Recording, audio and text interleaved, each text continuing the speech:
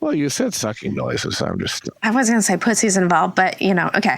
Anyway, Well, the cat is a pussy, so. Exactly.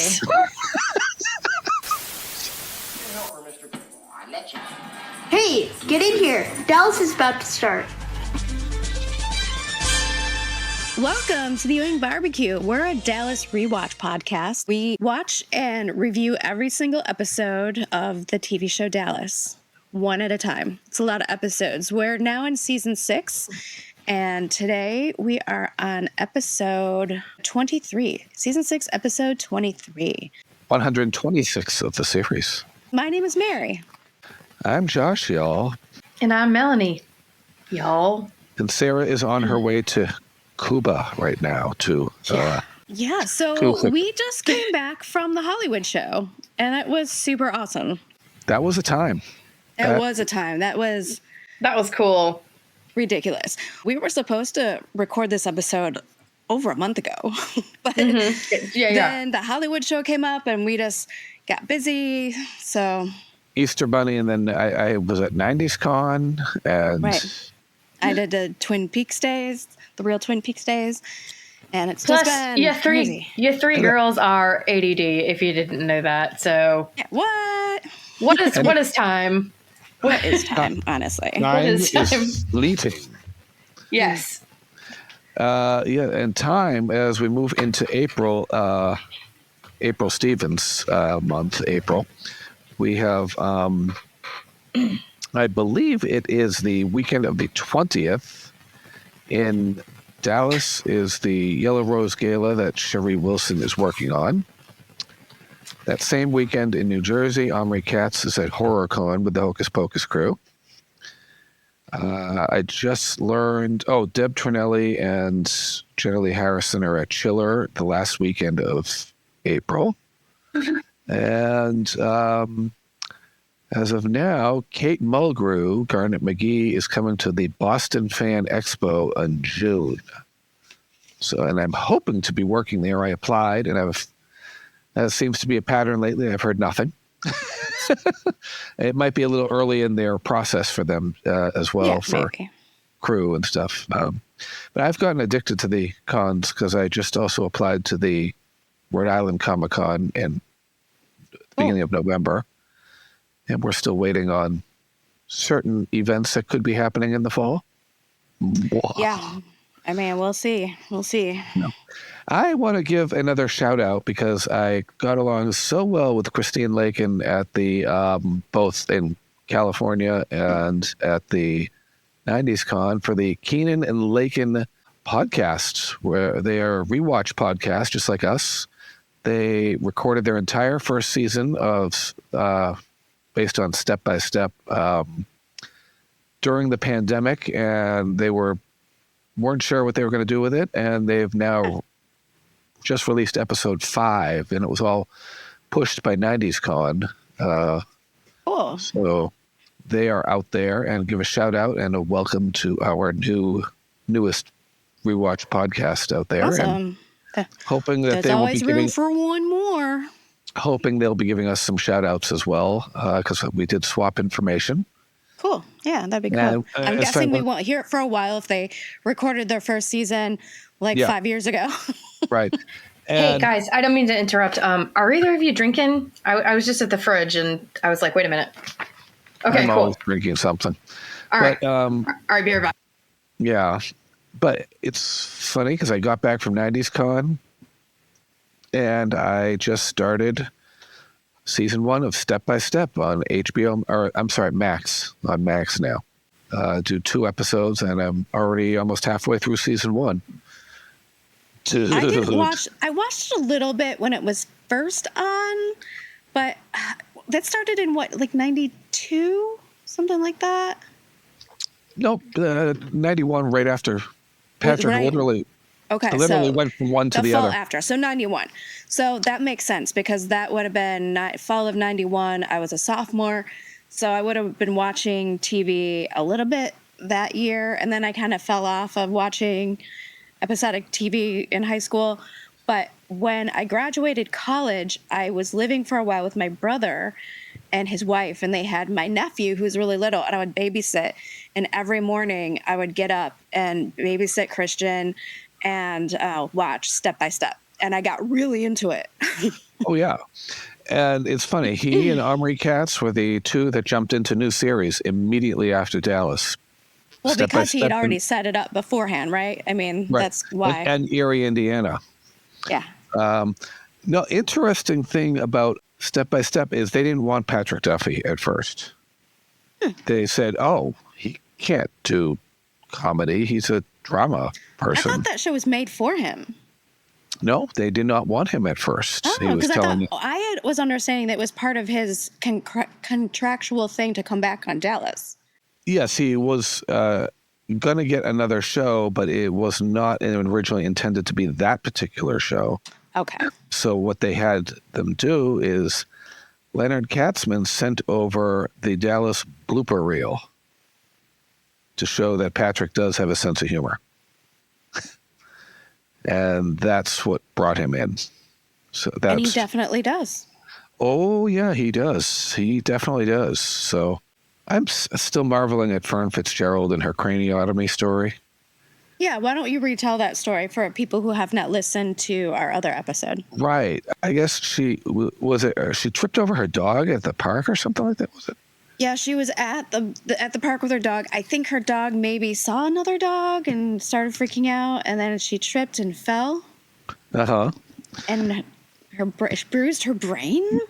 Bruised her brain, and she basically lost track of a month of time and drove herself to the hospital, and which is pretty badass. But It's pretty badass.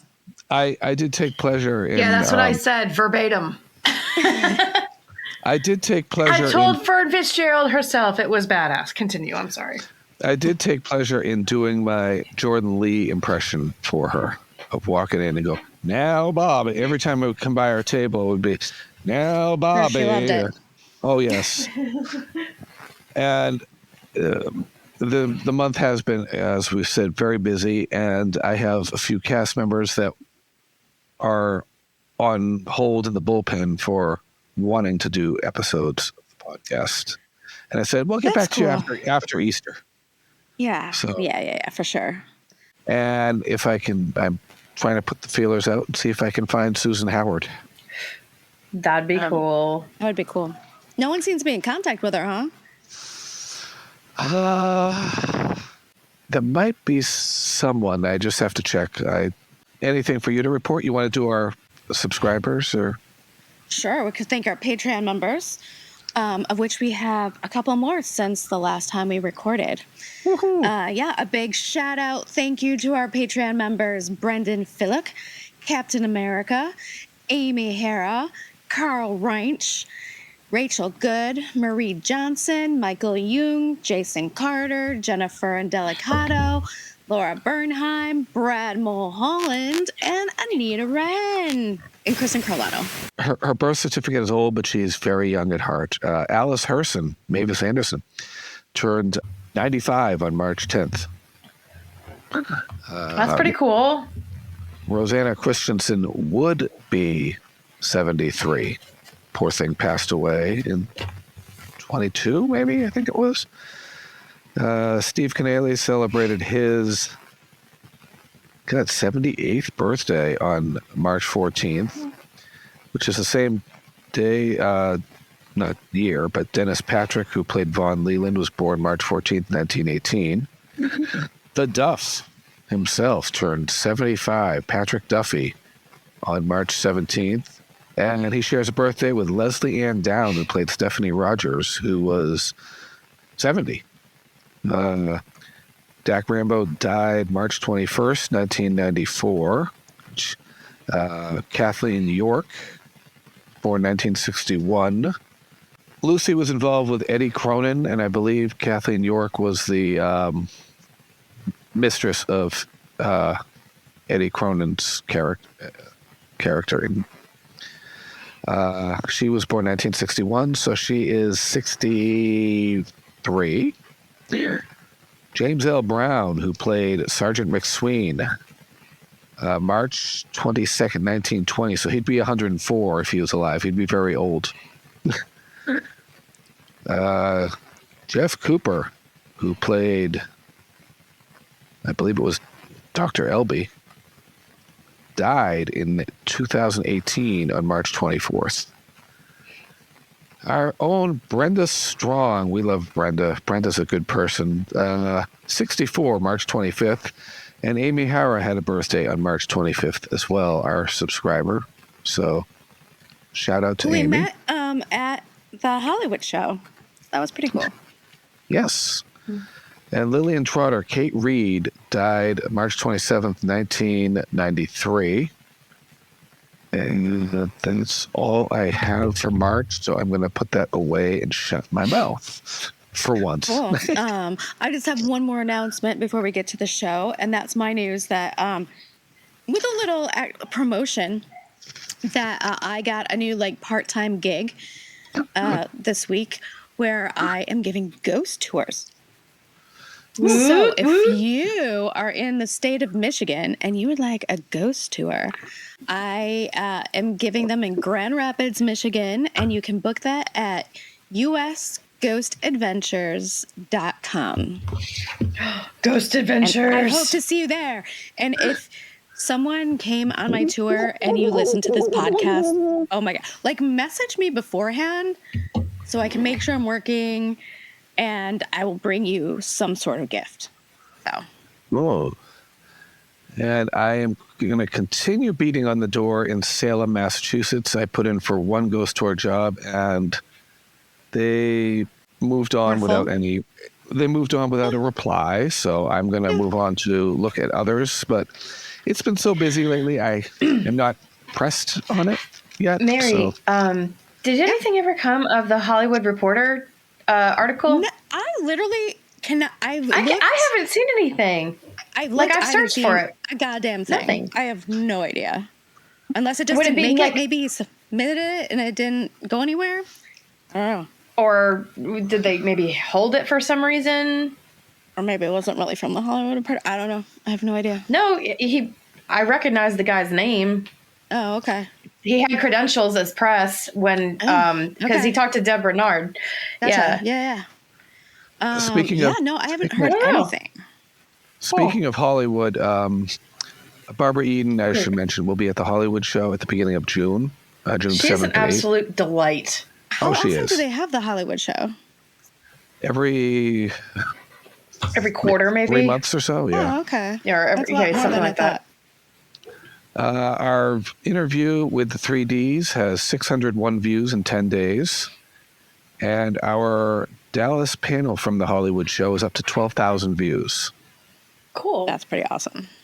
In 3 weeks. So. Cool. And also go check out Deb Bernard and Al Sapienza's After the Barbecue episode. They are fun. Yes, they sound so good together. We got a little impromptu concert. A little performance of "You Don't Bring Me Flowers." It was cute. I've posted up. Give them a little shout out, some publicity. Did you guys see the announcement that Priscilla Presley had to make? No. She had to make a statement because yes. People were basically saying Priscilla Presley has been secretly in love with Patrick Duffy for all of these years. And then she finally saw him again at the Hollywood show. And I was like, that would be amazing, but I don't think. She was just like, yeah, that's not a thing. That's so silly, but okay. And Entertainment Tonight, I believe it was, had a factual error in their reporting and said that Linda Pearl joined Patrick at the Hollywood show, and Linda Pearl was not there. She was in Colorado. She wasn't there. Yeah, so she wasn't there. Just to set that record straight. So we would love to have had Linda Pearl there. And let me get this straight. Fandoms be fandoming? Fandoms in be other fandoming. Words? Yeah, for sure. I just God. Fandom hasn't fandom to Priscilla Presley and Patrick Duffy in 35 years. So that was kind of exciting for a minute. I don't know. A wet hot minute. Tonight, we are talking about Season 6, Episode 23, Episode 126 of the series, Hell hath no fury. fury, which is one of the best titles of the entire show. Insert dun dun dun here. Saying I'm sorry won't bring back $17 million. I will get the Ewing brothers out of my life. All by myself. If you want Barbie, you better move fast while this contest for Ewing all is still on. And I win. Here's to winners. Is that what I married just to you now, a moment? You make me feel like I should give you a bill for services rendered. I want you to know that my relationship with JR is not all his fault. I wanted him more than I've ever wanted any other man. To the end of that should be added, Like a Woman Scorned. Written by Arthur Bernard Lewis, directed by Ernest Pintoff, who I think is new, and it aired March 18th, 1983. So almost exactly 41 years ago. I just had a high think. I think. All right. Let's hear it. So the saying is, hell hath no fury like a woman scorned, right? In this episode, Yeah, from Shakespeare. Which woman is it? Is it all of them? It can be all of them. It could be. You're right. It's not the one. It's not the obvious one you're thinking of. It could be all of them. Could be. It's true. It's true. Except Miss Ellie and Lucy. They have nothing to be scorned about in this particular episode. That's true. Not at this Not moment. now. Not at this moment. Right. So How about we say that generation of women? Sure. Oh. Yeah. Yes, the boomer generation. Yes. Even though Lucy's technically probably boomer, but whatever. The older boomers. The older boomers. Yes. No. Oh my God. Like JR and Sue Ellen. Well, not Sue Ellen, but Larry Yeah, and JR Linda are in the not- greatest generation, right? Oh God. The one before? Yeah. Before the boomers. Damn. Oh boy. Yep. Dang, ding, dang. Well, the number one song in the U.S. this week was "Billie Jean" by Michael Jackson. Wait, Mary's like, anyway, here's Wonderwall. and a little trivia is, which I've probably brought up before. Where did Michael Jackson get the riff to Billie Jean? Oh yeah, you said this. You before. said it. Yeah. I remember. I Can't Go For That, No Can Do by Hall & Oates. Oh yeah. Oh, that's right. Yep. Which was like I about can the see same it. time. Just a little before, because Yeah. Michael But then heard it. It's kind of cool that you can just take a little bit and tweak it so that's not even recognizable as the other song. Completely different, thing. In the UK, the number one song was Total Eclipse of the Heart by Bonnie Tyler, which is a great karaoke song. And a lot of people then- will be playing that on April 8th when the eclipse comes in the United States. The number one film in the U.S. was High Road to China, which I was not familiar with, so I looked it up. And the tagline is, during World War I, an alcoholic American biplane pilot is hired by the spoiled daughter of an industrialist to find her father who disappeared in Asia. The cast: Tom Selleck, Bess Armstrong, who was best known as the mom in My So-Called Life, and Wilford Brimley. Diabetes. Diabetes. Yeah. Poor guy. I was like, that's, oh, yeah, okay. Like, and I didn't even know he was an actor. I'm sorry. He's just You did- diabetes guy. No. Wilford Brimley? Our house. Our house. Yeah. She was, you know what? She wasn't born when Our House was on. He, technically, Wait a minute. Is that Our House? technically, he was No. Patrick Duffy's Okay. father-in-law No. on That's Our madness. House. No. Okay. He was See, I Patrick don't know Duffy's this shit. He was Patrick Duffy's father-in-law on Our House. That's true, technically. He was Deidre Hall's father on there. So Peter Hall's husband. no. When Wilford she was Brimley was Deidre Hall's father. Oh, Patrick Duffy was her husband. Yeah. Anyway. Yes. Yeah. 6 Degrees of Dallas. The top news story from this week in '83 was actually very Dallas related. OPEC cut oil prices for the first time in 23 years. Born this day, no one that I could find, died today was King Umberto II of Italy. He had been born in 1904. And on Dallas. And on Dallas, this episode finished at number 3 for the week. And let's see what that compared to from the previous episode. It had fallen 2 slots from number 1. Let's see here. You mentioned Ernest Pintoff, and he was a director who was an animator who made several animated shorts in the late 50s and early 60s. Not sure how he got a job directing Dallas. Cast note, John Anderson, who starred in the TV series The Life and Legend of Wyatt Earp and the miniseries Rich Man, Poor Man Book 2, and Backstairs at the White House, in which he played FDR. He later returned to Dallas as Dr. Stiles, Kimberly Kreider's father.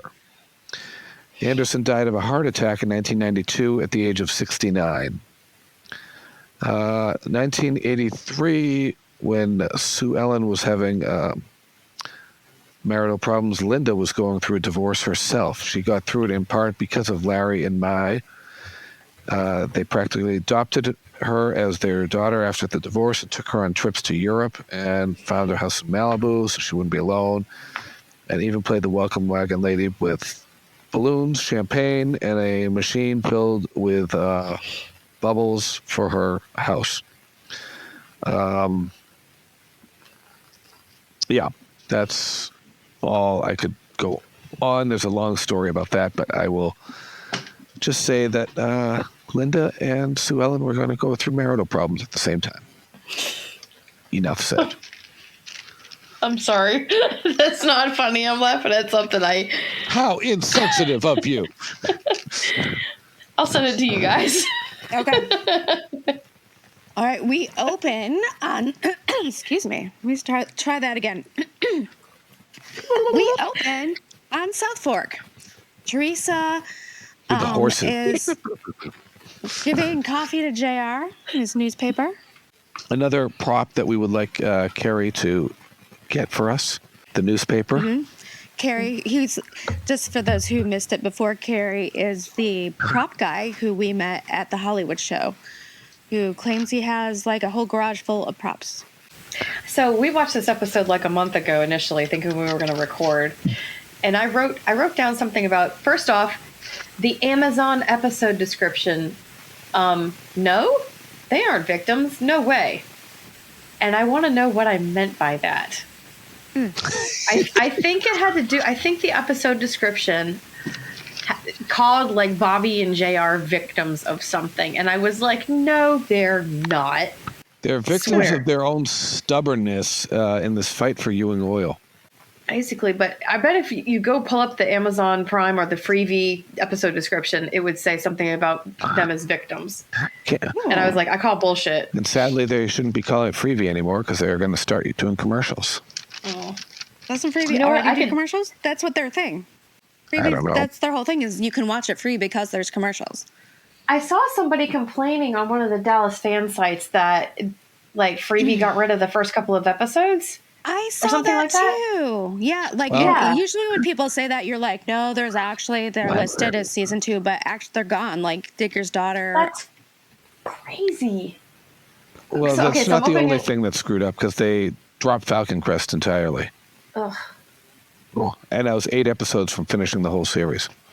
So well, that makes more sense because they might have lost the licensing for that, but for like dropping just like 5 episodes, that's totally random. Actually, no, they do have the first 3 seasons of Falcon Crest, but the rest are non-existent, which is bizarre. Yeah. Mm-hmm. Okay, so I've got it. The episode description says, aha, JR and Bobby are both victims when Holly and Catherine plot to spoil their marriages for different reasons. And I'm like, nah, you're not victims. Who wrote this? Come on. Boo. Did JR write that? Because, okay.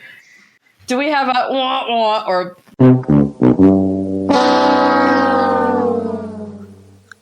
I'm sorry, JR, you're not a victim. You're sticking your tongue down Holly's throat there. That's certainly not victim behavior. Yeah, these men are not victims. No, they're not. Not No, at all. they're not. They're making But- choices. But Bobby's Conscious. marriage Conscious was reduced choices. to a moment. Oh, we will get there. Oh, we will we'll get there. We'll get there, Yeah. yes. Right. We will get there. Oh, yes. So anyway, JR is super distracted, and as Sue Ellen walks in, because the Congress is deadlocked, senators are visiting Cuba, and he has a revelation, and he kind of ignores her. He's being so fucking weird, too. And she knows something's up, because he's like, hey, you think Bobby would like some cigars? And she's like, What are you even talking about? Right. like, whatever, you stupid asshole. Okay, like, you know, and he's just all shit-eating grin, JR. Because he calls Senator McIntyre to meet him at 10 a.m. at the office. And, or a consultation. right. Yep.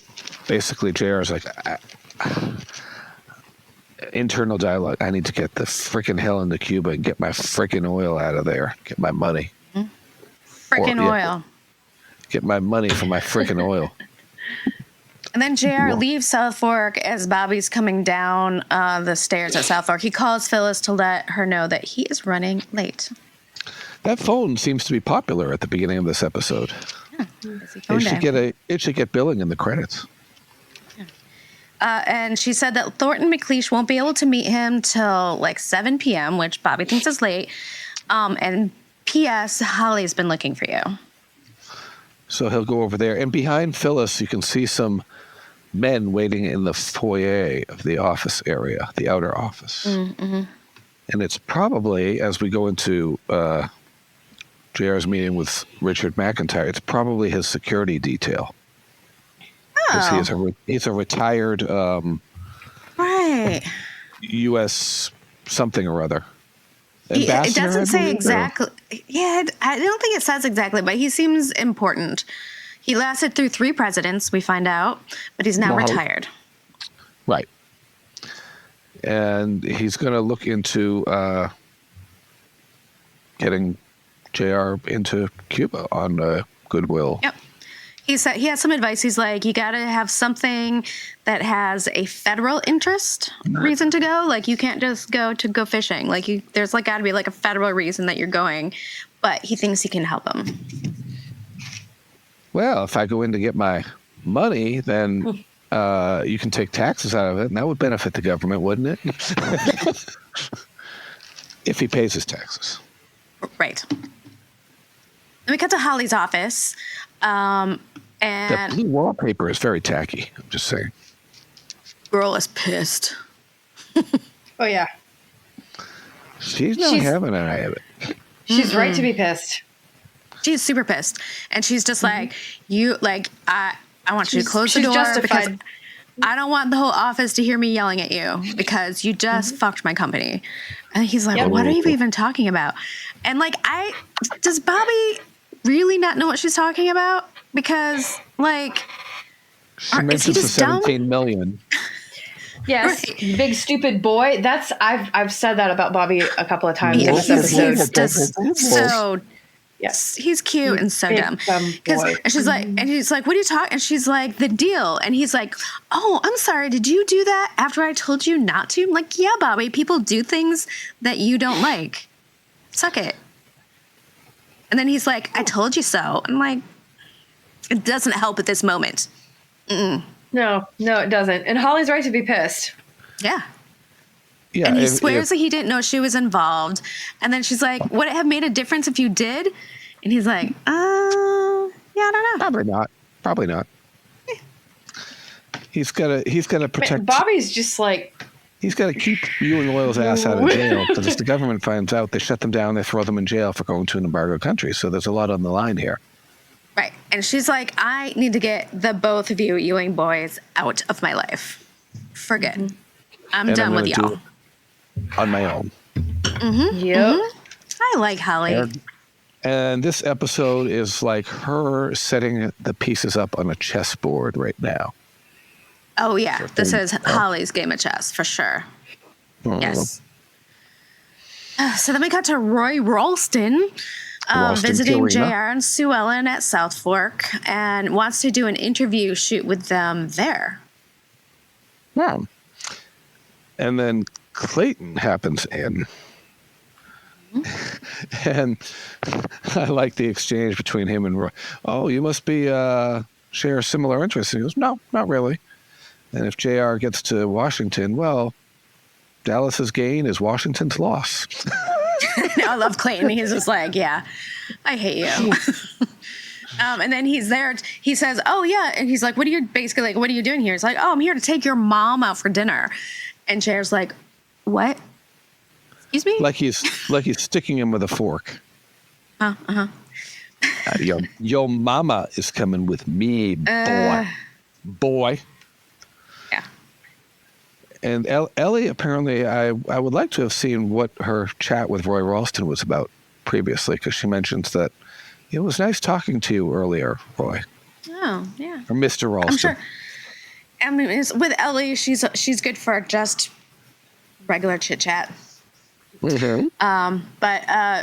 So JR says that he wants to get on Roy's show ASAP. And he's like, and when we do, let's talk about other topics other than just oil. Like, I think that might be good to, like, set me up as, like, a candidate.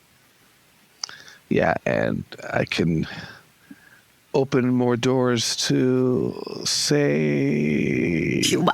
Going to Cuba, where he will have the mojitos, which are nasty. Have you ever had a mojito? I think I might. Does that have tequila? It's it's not tequila. It's rum. I like rum drinks. I don't like tequila drinks. But it's mint and lime, which to me tastes like drinking orange juice. I have had a mojito. My brother's made those for me in the summer. I actually really like those. Those are pretty good. White He uses rum, sugar. Okay.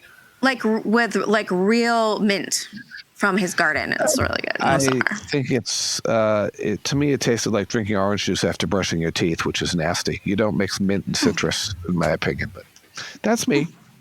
To each their own. I don't know. I've had a lemon mint tea before. I liked that. Hmm. So then we cut to Lucy. She's modeling with Annie for some shampoo. And, they make a great team. At least she's not wearing some of those outfits that she had. No, she looks way better. Yeah. Which it was either somebody or Charlene pulled up the picture, may have been Mario or somebody, that pulled up the picture of Charlene in that Zorro hat. So bad. And she's like, "Oh so my bad. God, what the hell did they have me wearing?" She said, Right. "Well, And of things that Lucy would be a really good model for, shampoo seems like the right thing because her hair is just like amazing. So it seems right on the money. her hair is spot on." So then Mickey shows up after they're done. He's dressed nice. He's got a blazer He's dressed on. nice, and they seem so happy to see each other. Like it. They've That's turned so the corner sweet. in their relationship of mutual They're cute. Yeah. mutual disgust. They're courting. They're courting.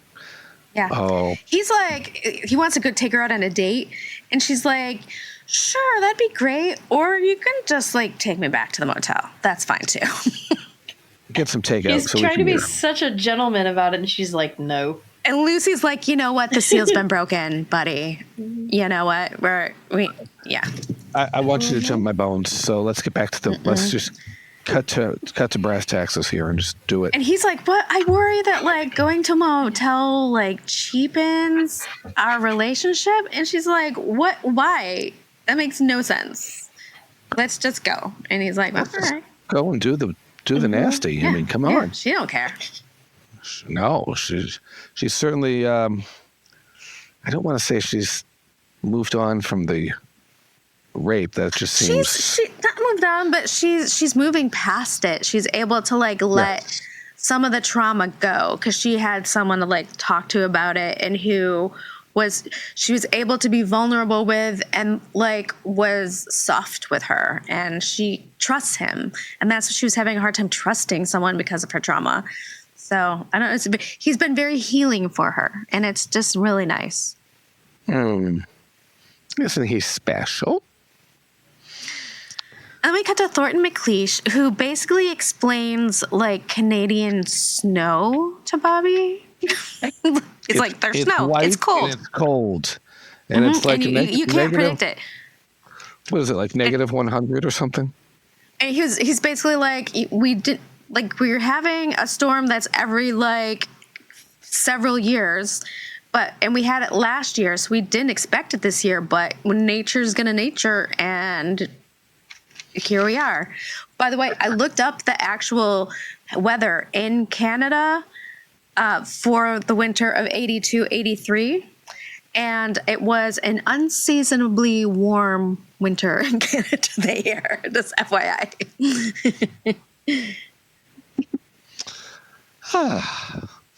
So there's a parallel dimension in Canada that was cold and snowy. Sure. Yeah. And frozen. Yeah, we'll go with that. So yeah, Bobby's really frustrated, but Thornton's like, look, I done told you that there was a chance this could happen. Like, I'm the person who told you shouldn't risk it. So don't blame me. He did warn him. He did definitely warn him. He went out of his way to warn him. He's like, if you want to sell your shares, we can do that. We'll be more than fair with you if you want to just like get out of it. But he has another company involved that would take the deal from him. Right. He's like, I have a way to get you out of this. Like, I'm not going to screw you over. I'm going to be really fair. I'm trying to help you, buddy. Yeah. I don't think Bobby's brain probably doesn't think that he can let that go because he knows JR. Right. They're pretty neck and neck right now. So. Right. The other company is. And then we got to Cliff telling the ladies that he has a chance to buy Bobby out of the McLeish deal. It's a nice food spread he had on the table there, too. Little plates and... and it was not Chinese food? I think Cliff is kind of good for a charcuterie, you know? It made me a little hungry, I have to say. Nice. And then Pam gets, like, upset and weird about it, and Cliff is like, what the heck? Like, I thought you would be totally happy about this, because if he sells, and then he'll definitely lose the fight. He'll lose Ewing Oil to JR, and then, like, you can have him back. You can go back to him, and he won't have to deal with any of that stuff. And she's just, like, dumbfounded, because she's like, you don't understand at all. Like, I don't want Bobby to be upset. And then he says, well, a Ewing is a Ewing is a Ewing running the company. It doesn't matter who it is, because they're all Ewing. Right. And then Cliff is just like, so dumb. And she's like, losing this would make Bobby upset, and I don't want Bobby to be upset. And then Cliff comes in for like the winning points when he says, why would that hurt him any more than you walking out on him? And I was like, oh, bam. Drop the mic and walk out of the room. Score, yes. Ooh. Mary talking sports ball here. Mary, take a bow. I'm playing around with those sound effects. You just did a sports ball analogy. I did. I don't really know what it means, but I did one. This is a first, folks. This is a first. But, I mean, it's so true. And then Afton coming in with the logic, as she does, she's like, well, then you'd be dealing with JR, and that would be way worse than dealing with Bobby. So, like, why are you trying to make that happen? But then Cliff says, a Ewing is a Ewing is a Ewing. Ask Pam. Oh. He just did the point after, didn't he now? Mm-hmm. He just stuck the landing. More sports ball. That's not sports ball. That's gymnastics. I said the point after. Oh, okay. Yeah. And then you went with the and the other one's gymnastics. But it's still sport, so. Yes. That's called sports pole or sports beam or I don't know. Something. Yeah, I don't know. It's like hockey is sports puck. Sports puck. Sure, yeah. Yeah. Okay. So Holly has shown up really, really early to her hair appointment with Mr. David. That's a generic name, Mr. David. What's going on? It's Mr. David sounds like such a 80s. This guy charges $300 an hour to cut your hair person. He has frosted tips probably. He probably has that an accent. He's probably flamboyant. Totally. He's French. And yeah. Oh, yeah. Yeah. Oh, Totes. oui, mon chéri, you must come in. I must cut your hair. Oh, oui, mon chéri. Even though I think we see him and he's nothing like that, but in my mind, that's Mr. David. Right. And then, oh my God, crazy. She runs into Sue Ellen. What are the odds? What the heck? Yeah, the odds. And they chit chat, and she's like, "Oh, do you remember me? Like, I saw you. I was at the ball, right? They ran into each other, and at the barbecue.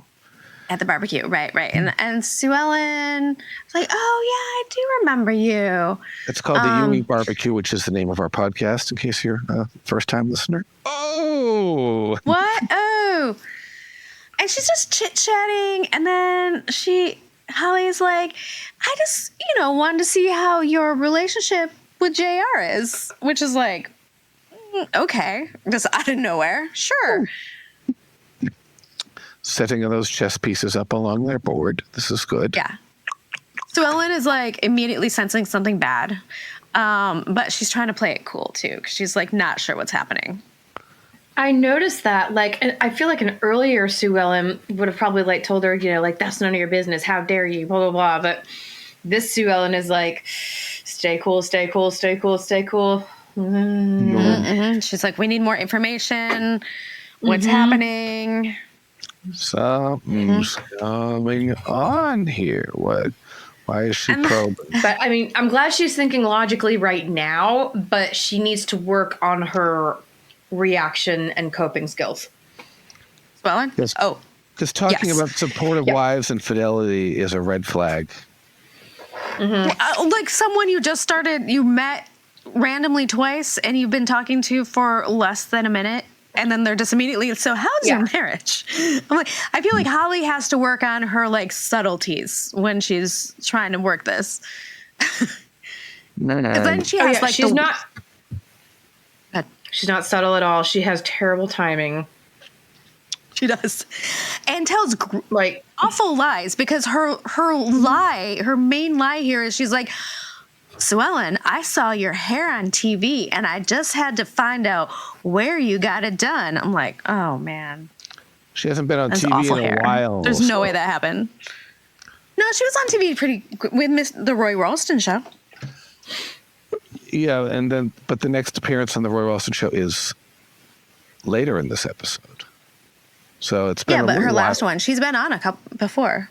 Right. But it's funny that and it wasn't that long ago, in Dallas time. No. Well, she's young. And then she asks, how do you know JR, how would you know if JR's running around on you?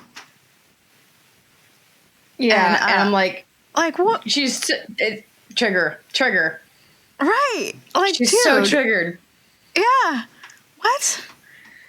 And at the same time, she's triggered, but she's also what the fuck? If I were Sue Ellen, I'd be like, who is this woman and what is she about? What is her motive? Yeah. Exactly. Okay, suppose it is true, but what the fuck is going on? Yeah. Why tell me? Why tell me now? Why tell me here? What are you doing? Exactly. Take the gloves off and spill the tea right now. Yeah. Mm-hmm. And so, but Sue Ellen decides to be a little honest with her. It's this is about more than an affair. Right. Sue Ellen's like, it has to be. It's not a simple affair. Right. She's like, if he wouldn't do that, because if he did do that, he knows that it would cost him his wife and his son. and, file that away. And then Sue Ellen just seems baffled by Holly's audacity. And me too, kind of. Well, Holly likes that information. Ooh, this might cost him his wife. Fun. Oh, I don't know. Holly gives no fucks anymore. No, Fox. No, she really doesn't. No fucks given. Nope. Oh. Yeah, Yep. she's lost $17 million. Her company is being held hostage by this man, and she wants the Ewing brothers out of her life. So she will do what she needs to do to get them gone. Yep. And she can't go sleep with Bobby because Bobby's already separated from Pam right now, so that's not going to help. So she's got to go for JR. Okay. Right. Yeah, no, that's totally the way to go. Yeah. Speaking of JR, he's meeting Catherine for lunch at someplace super tucked away. I like how they go from Mr. David's to a shot of Catherine with her hair in that. She did up her hair all nice, so it wasn't all about the Catherine hair. always has crazy stuff with her hair. She has a lot of hair. Yeah. But it was a nice transition from the hairdresser to her hair. A lot of plants in that restaurant. Yeah, there are a lot of plants. She gives him the info about Cliff and the McLeish deal. And she says she's sad to see that Bobby has to lose and stuff. And then JR just cuts through her bullshit. He's just like, if you want Bobby, you better swoop in fast while the contest is still on. And she's like, what are you even talking? What? And he's like, you heard me. If you want him, you swoop in before. Just saying. Because once he loses Ewing Oil to me, probably will end up back with his wife. Right. Then there's snowball's chance in hell of you getting him. And she's just like, oh, okay, he figured it out. Like, yeah, come, Catherine, it wasn't hard. Cutting through those crazy eyes. Yeah.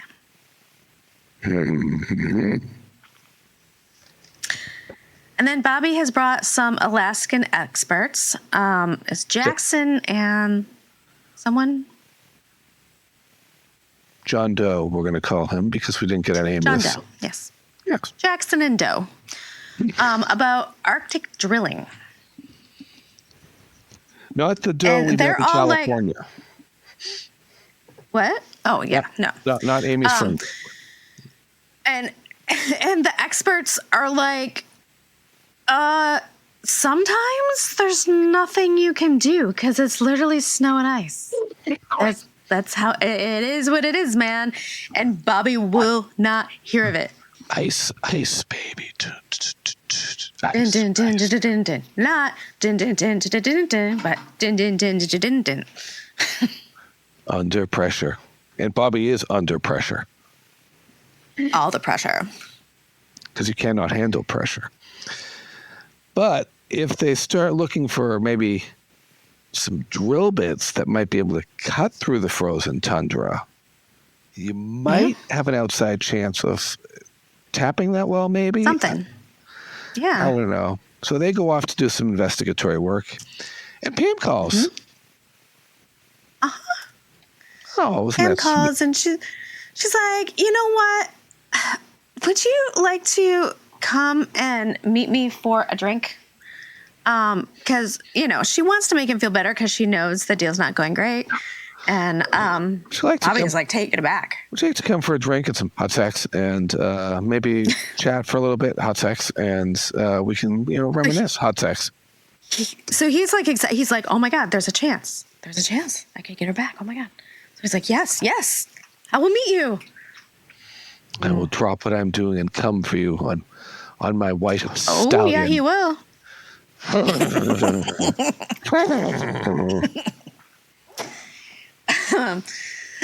So then we cut to Holly visiting volleyball. Holly visits JR's office late at night, and she says she comes in peace and asking for a truce. She comes in in peace to seduce him. Yes, yeah. She says she can understand why. She thinks he should understand why she was angry, but she's cooled down now and realized he lost just as much as her, and the only way to get it back is to be on his good side, personal and professional. Well played, Holly. Yes, she's moving those pieces around the board. This is good. Okay. Is she setting up the Queen's Gambit? And she's literally like, because by this point she knows JR, and so she's like, all right, I'm just going to play to him. And so she immediately is like, you know, I have to admit that I have always found you incredibly attractive. She's playing to his penis. I'll say what Sarah would say if she were here right now. Right. She's playing to his danger noodle. And he's like, well, I admire your taste. I'm like, oh, Jesus Christ, JR. And then she kisses him. I'm like, girl, and the Oscar goes to Holly Harwood. I know. I'm like, JR, you know, you should be suspicious too. Like, this sudden change. Should be. He should be more suspicious than he is. Right. But he's not giving her any credit at all she's gonna. He is thinking play with that his. game. He's thinking with his wiener. He is thinking with his wiener and a little bit of his little like patriarchy there, where he's just like, a woman doesn't think like a man does in that way. Nope. She would never use sex to get to me. Oh yes, she would. Oh yeah, she would. She wants my nope rope. Yep. Speaking of note ropes, we cut to Pam's, and Bobby and Pam are cozy on the couch. It's dark, and he's waxing nostalgic about the first time he ever saw her as Ray's date at South Fork, and he was like instantly into her. That was almost 6 years ago. Oh. Damn. All we're missing is a little Barry White music in the background. This is definitely a booty call. Definitely a booty call, and he's not seeing it. and he's had a great time, but Pam's like, I'm horny. And Pam's like, yeah, nah, how about you just stay? My field needs to be plowed. It's like, I have a vagina I would really like you to see right now.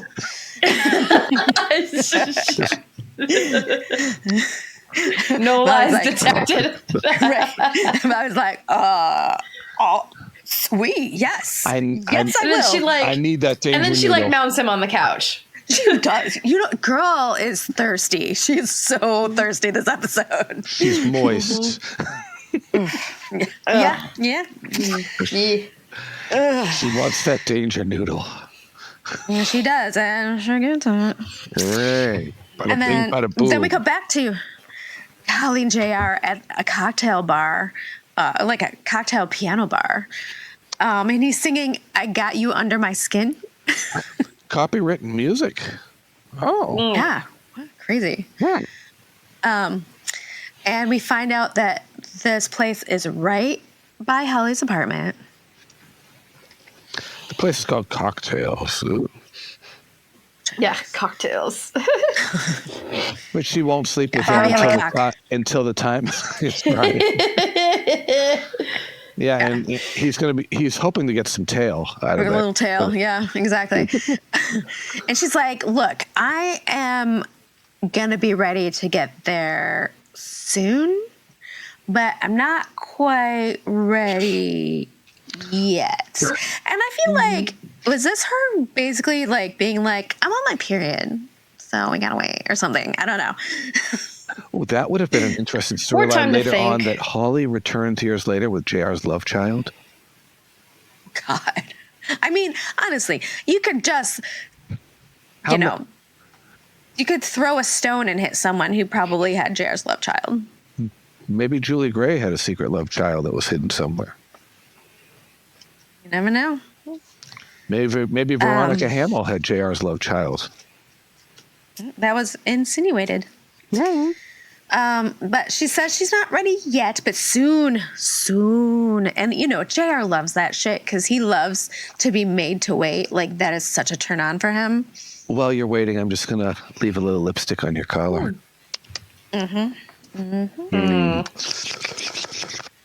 The next day, we totally get side boob, Yep. which surprised me. That is some serious side boob for 1983. Pam is in bed, obviously naked, covered with a sheet, Side and looks boobing. very Side boobing. content. Very content. Her field has And Bobby's like, has been plowed. Yes, it has. Well, Maybe more you than can tell once. it's been well. Maybe more than once Yeah. that night. For sure. and Bobby's all like, yeah, so whew, So we're back together. They're back together. I'm going to have some of the boys come up from South Fork and pack up your shit. Now, who does that sound like? It sounds like JR. Some of the good old boys. I'm surprised you And didn't say Pam is good like- old boys. Pam is like, no. And Bobby's Yeah. like, what? And she's like, I'm not moving home. Like, and he's like, what about last night? And she's like, that was just a moment. And he was like, Yeah, what? sex is sex. And he was just like, what? He's like, I feel used. I feel like I should okay, submit I'm a gonna bill leave. for services rendered. Right. And, well, And as he goes to leave, who's at the door? Porn stash. oof. Timing. The timing. Oh my God. Couldn't be worse You can or s- better. You can probably see the scabies in his mustache. Just storms off. The little so crabs all in his mustache, up in his. Great. Oh God.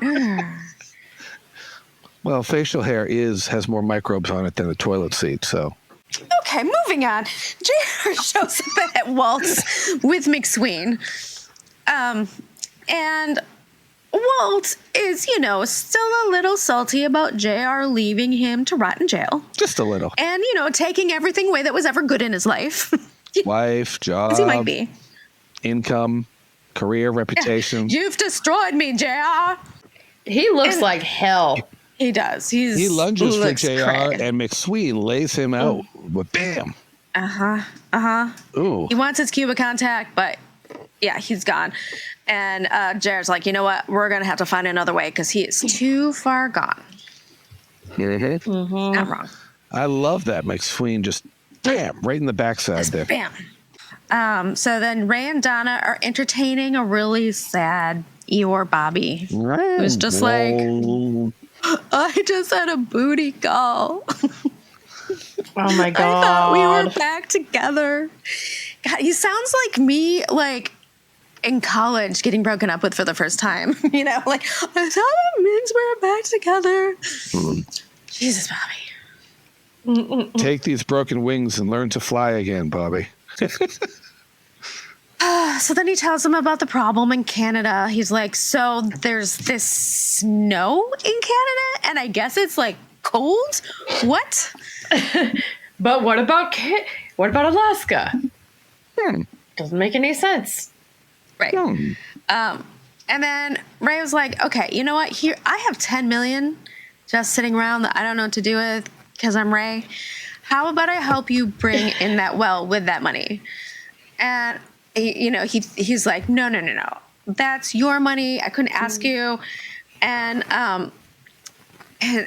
he's just like, but I literally would do it because I want to help you. And he's like, what I need hasn't been invented yet. Wah, wah. Because I do love this friendship, brotherhood, I do like that whatever. yeah, I do like the friendship too. I like I like this part of the show, these seasons, and it's literally like people just going over to each other's houses and like hanging. Like that doesn't happen in the later seasons. No, No. it's rare, and I like it. It's because they were trying to. It was more about pushing the plot forward instead of. Pushing the plot, big things. Like I particularly I like this, and then I like even like I feel like these are spoilers, so maybe skip ahead. In the dream season, when there's a lot of like female friendships that season. There's a lot of like. While we're on spoil, one that stands out was right after the Pam and Bobby divorce when they were out all night and they were just pulled over In the car? In the car. Yeah. That scene always sticks in my head for some reason. Just Same. and just the conversation, just the banter, and then she was free to meet up with Joe Don Ford. Joe Don. So then we Yeah. cut to JR, right? Yeah. We cut to JR, who gets on national TV and is like, yo, I'm going to go visit a communist country because business. And that means I'd be good at foreign policy. And I was like, business. Yeah. okay. It's like, Sure, Jan. okay. Sure, JR. Yeah. Yeah, because government is it's business. It's just one giant business. Everything is business.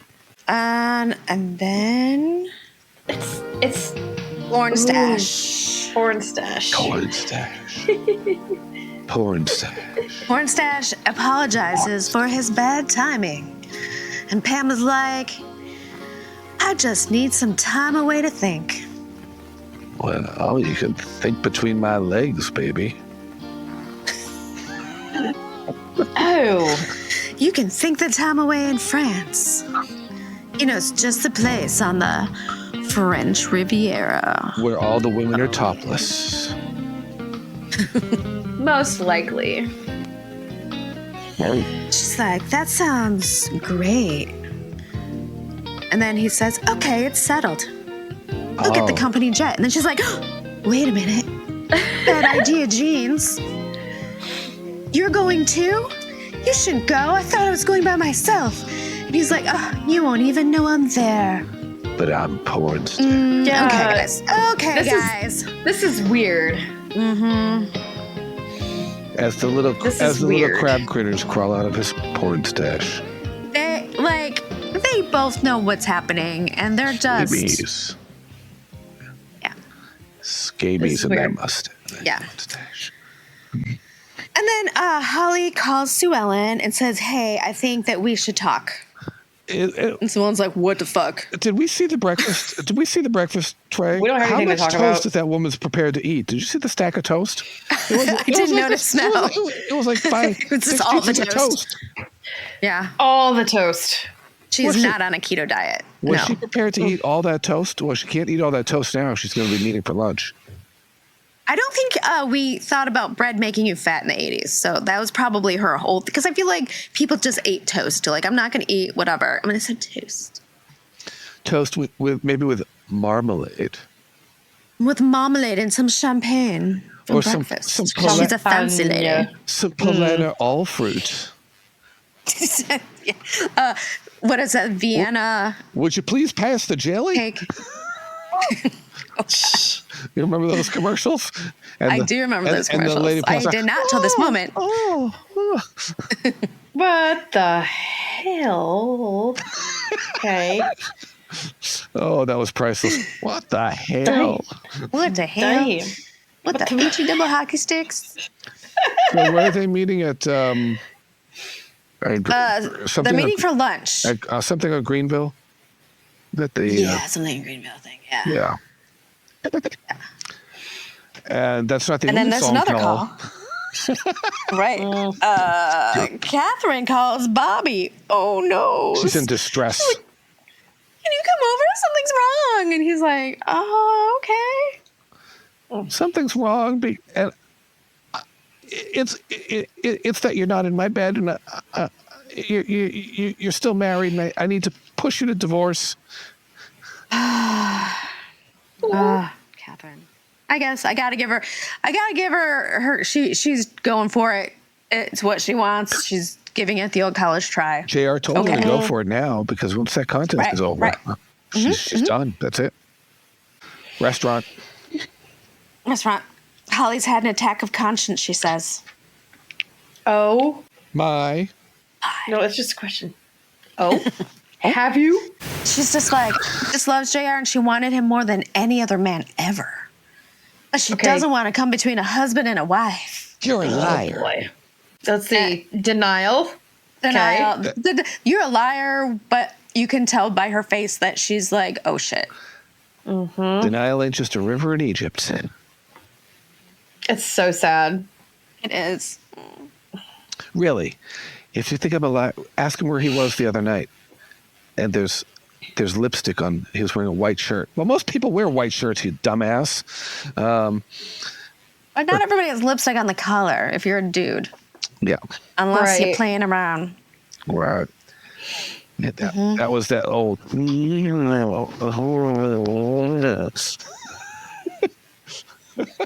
And then Bobby thinks there's something wrong, you know. So he literally rushes over to Pam's to see like what's wrong with Catherine. And then she just, when he gets there, she's like, oh, you're here.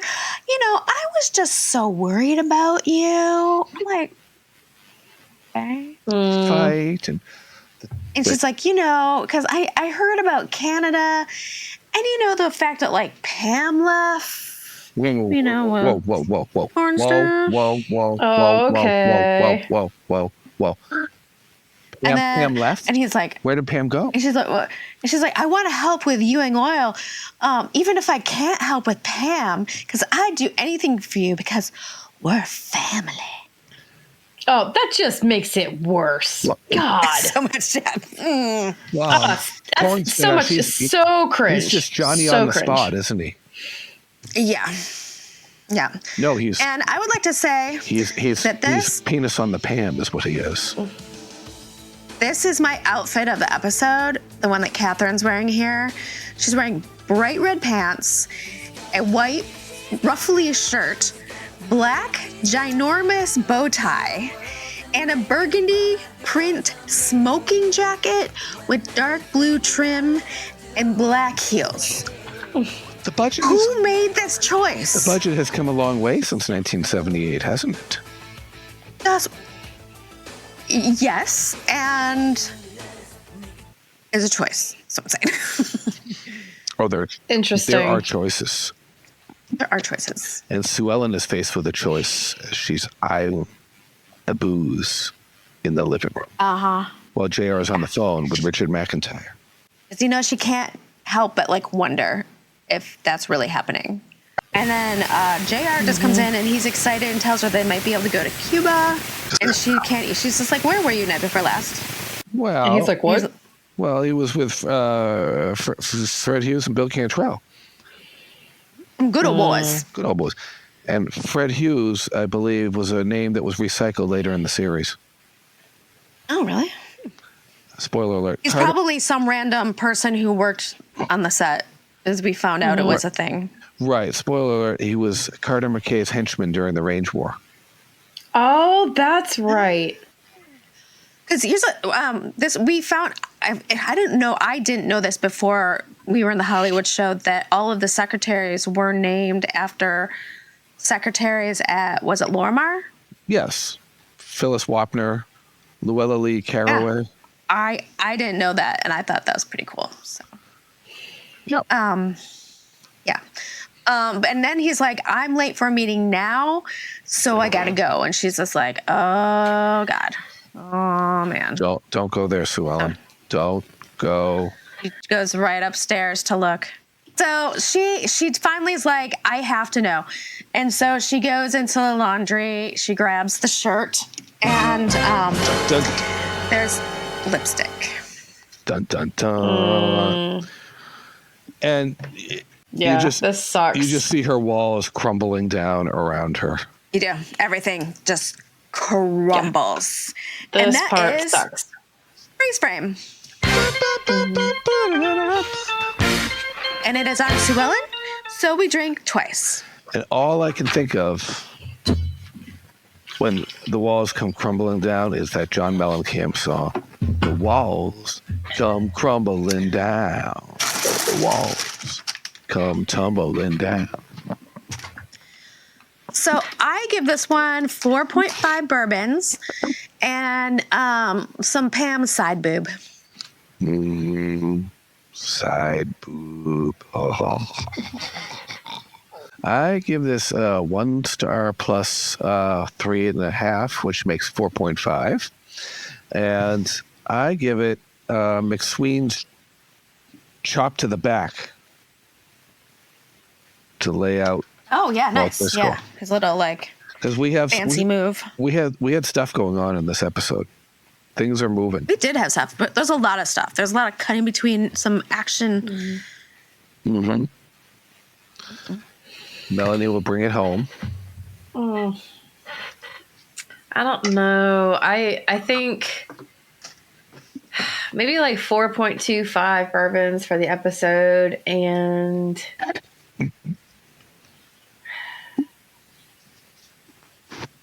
I want to buy Walt Driscoll a drink because he looks like hell.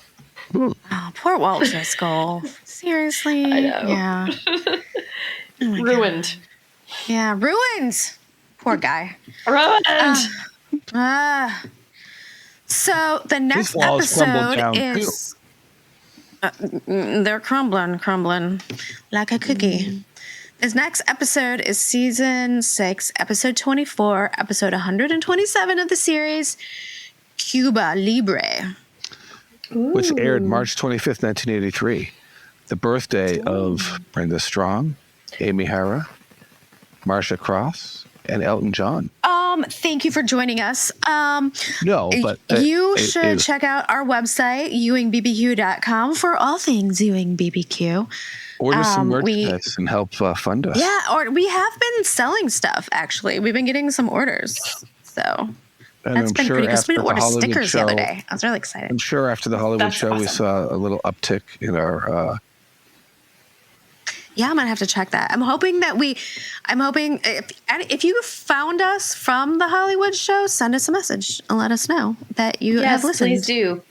And if we met you there or something, like, yeah, we'll give you a shout out.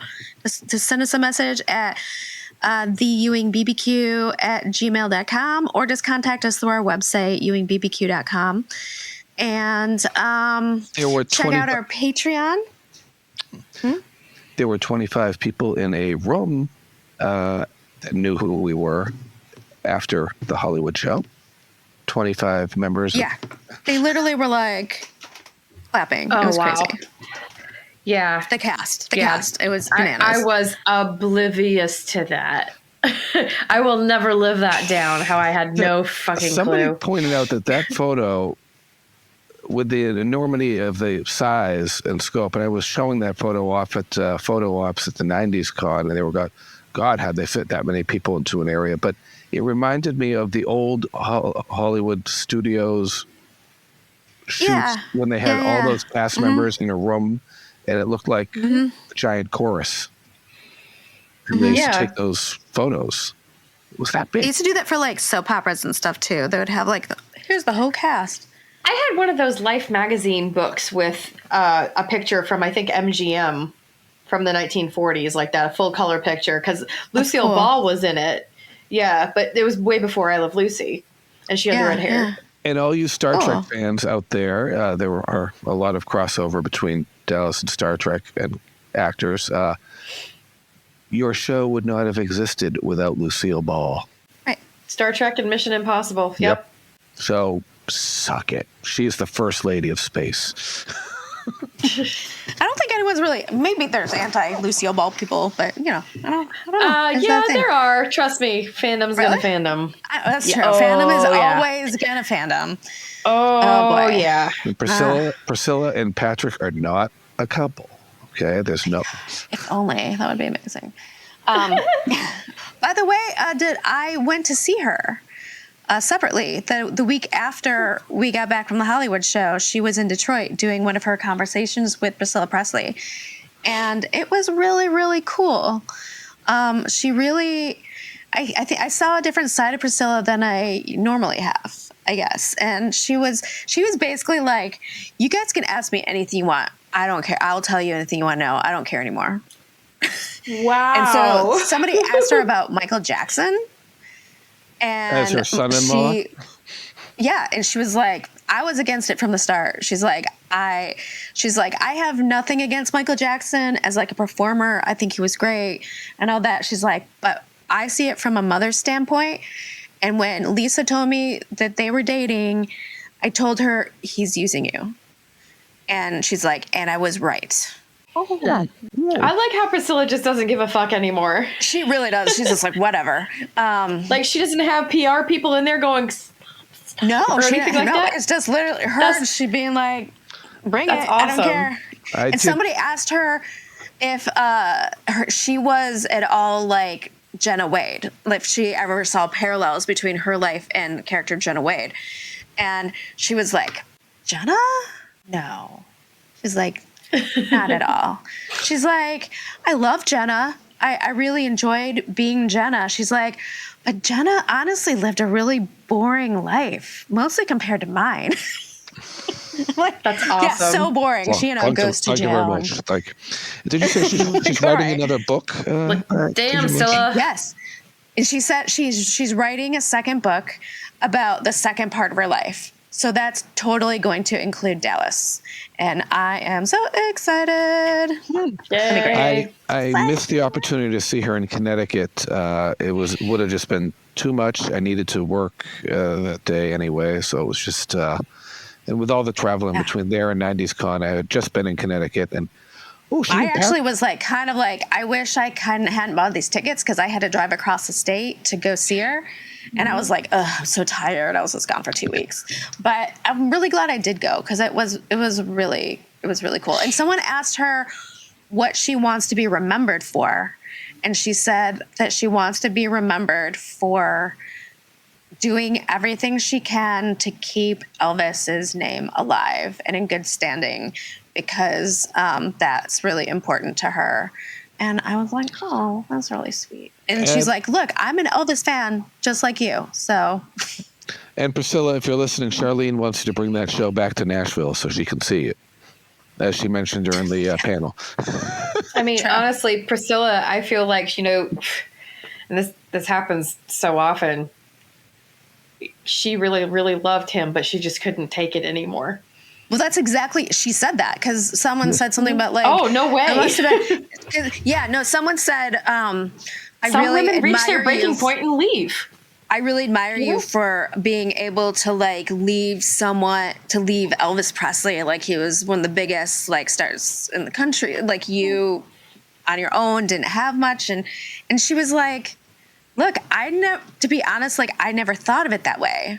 Like that leaving Elvis Presley was never like in my mind. She's like, no, I left she my was husband. leaving her husband. Yeah. She's like, I left my husband. She's like, I loved him. I never stopped loving him. She's like, but I couldn't take it anymore. I was a mother. I had to concentrate on that.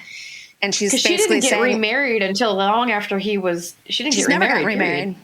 And she said that she never got remarried. She never got remarried, and that's been on purpose because Elvis wouldn't have been able to handle her getting remarried. So she made the choice that she was never going to get remarried. And she did have her son years later, but she wasn't married. Never around. Yeah. Yeah, she wasn't married. It was just really cool. And yeah. If you have that, so basically, if you have the opportunity, if she's coming by you, totally go see her. I hope she does loop back around and hits like Boston itself because it was just a matter of bad timing. I would like to. Yeah. And before we go, just a shameless promotion that reminder that we are completely self-funded. We are not on a network. We do not have, at least yet, after 5 years, any sponsors. So we are operating completely off of the love and support of our listeners.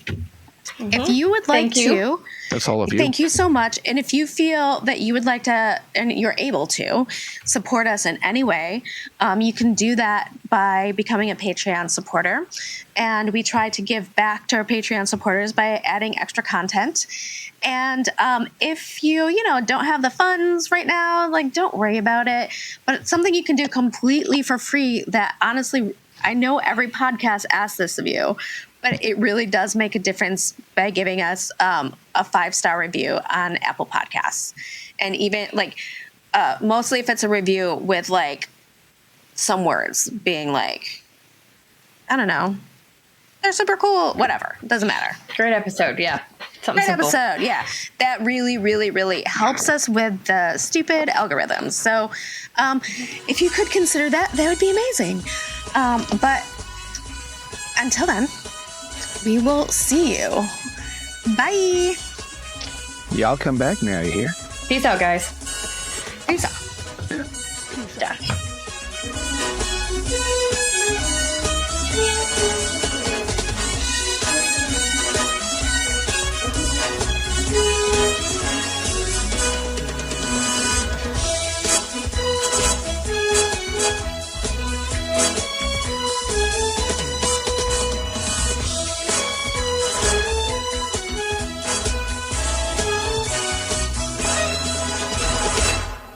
Next on Dallas.